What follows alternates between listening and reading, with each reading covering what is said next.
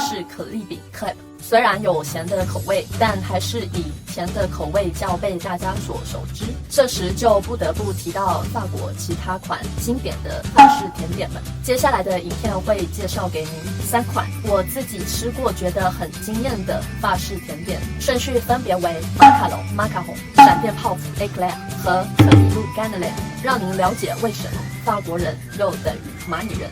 Salut， c'est Cynthia大鸟。若您第一次点进来，这个频道主要是由法式生活迈入第5年的台湾穷书生和法国的2、3世。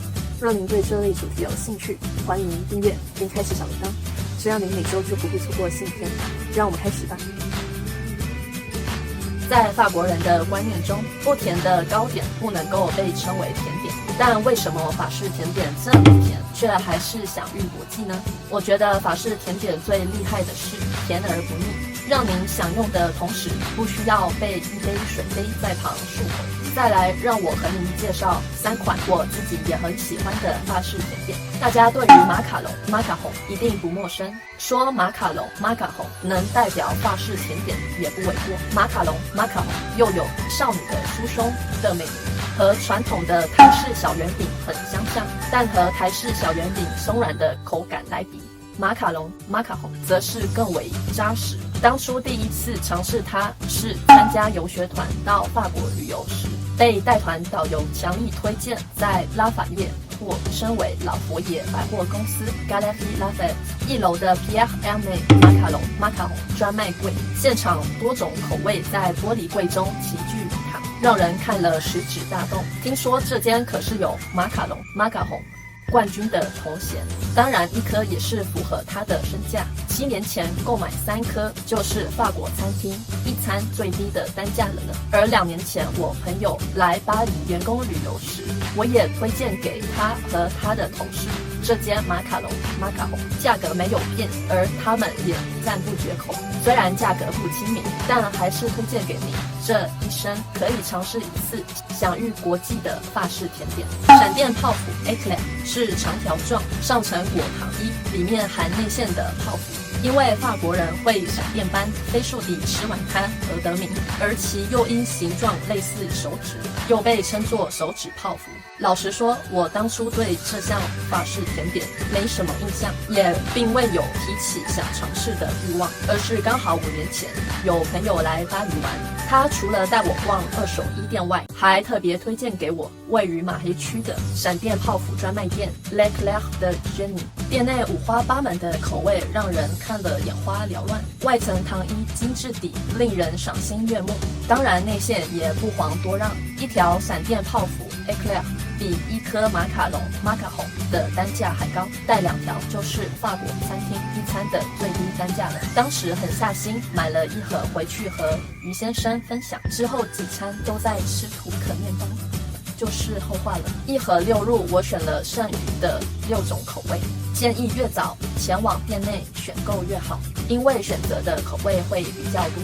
我个人是一吃百香莓果的口味就爱上，而于先生则是原味焦糖口味的拥护者。整体而言，吃过的口味几乎没有雷的，仅仅是喜欢程度的差别。推荐给想要同时拥有视觉和味觉享宴的您。刚您看了前面2款高单价但是奢侈品的法式甜点，可能刚好没有充足预算买来尝鲜，请您先别走开。再来要介绍的这款法式甜点可丽露 cannelé 绝对是您亲民的选择，因其外脆内软的褐色铃铛形，又有天使之领的外号。和上述2款相比，这款甜点让您不用成为蚂蚁也能上口。大约4年前，我和于先生走访法国城市波尔多 Bordeaux， 也是可丽露 cannelé 的发源地。真的街上随处可见贩售可丽露 cannelé 的店面，但我们反而走进当地的传统市集，随意挑一个摊贩，以1颗约1欧元的价格入手可丽露 cannelé。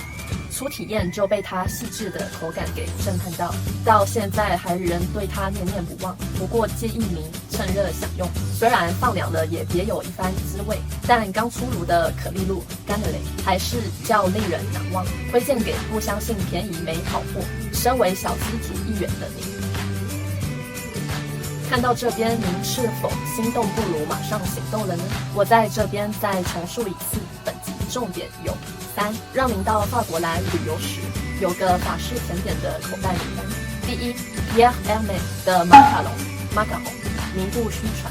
第二 Leclerc 的 Jenny 的闪电泡芙 Eclair， 精致的像艺术品。第三，法国城市波尔多 Bordeaux 传统甜点可丽露 Gamelet， 选购无负担。最后偷偷告诉您，若您好奇法国人除了法式甜点外，平常3餐怎么吃的话，敬请期待之后的影片内容。为避免有商业合作的嫌疑，我会将上述所提及所有商店的资料放在影片下方的资讯栏中，请见谅。今天影片就到这边喽。若你喜欢这集的内容，欢迎按赞分享。若你有任何疑问、心得或建议，也欢迎在底下留言。谢谢您的收看，我们下回见，Salut。